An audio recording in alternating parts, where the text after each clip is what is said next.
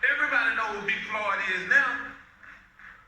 Third Ward, CUNY Homes, that's where we was born at, but we're gonna be remembered. Everybody gonna remember him around the world. He's gonna change the world. Their officer showed no remorse while watching my uncle's soul leave his body. He begged and pleaded many times just for you to get up, but you just pushed harder. Why must this system be corrupt and broken? Laws were already put in place for the African American system to fail. These laws need to be changed. No more hate crimes, please.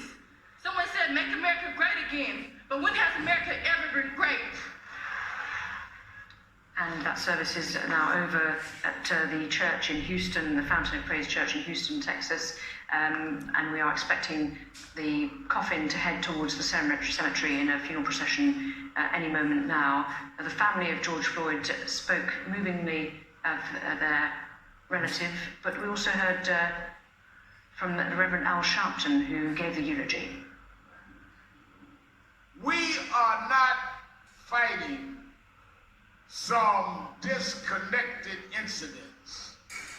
We are fighting an institutional, systemic problem that has been allowed to permeate since we were brought to these shores. And we are fighting wickedness in high places. When you can put your knee on a man's neck and hold it there 8 minutes and 46 seconds, that's not even normal to a civilian, less known to a police officer.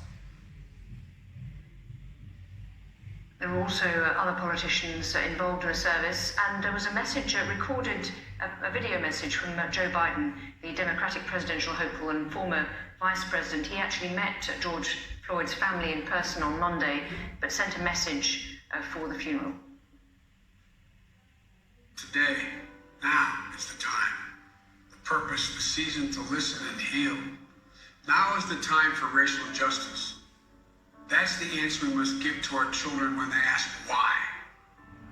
Because when there is justice for George Floyd, we will truly be on our way to racial justice in America. And then, as you said, Gianna, your daddy will have changed the world.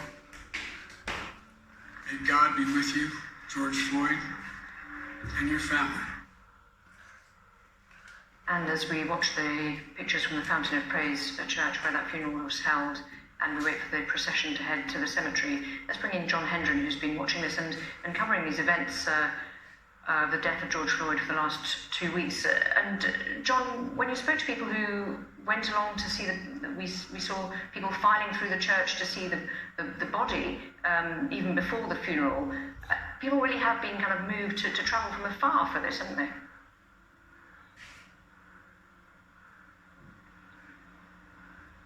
That's right. I talked to one man who traveled from Atlanta and who had written a song about George Floyd, a performer. And other people I talked to, literally everyone I talked to, said they didn't know George Floyd. And there were hundreds and hundreds of them. We obviously didn't talk to all of them. But yesterday was really the day for the common people to come and pay their respects. And many of them said that they felt an obligation to mark this moment, to be a part of a historic event. And one woman told me she thought everyone should be here. Today was really for